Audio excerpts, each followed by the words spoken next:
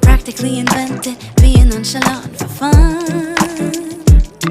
They tear apart Voltaire just like afternoon croissants, strolling over bridges that were built in Renaissance.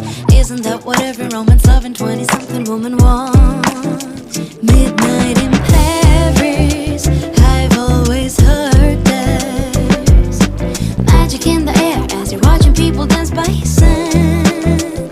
Midnight in Paris, oh what a feeling.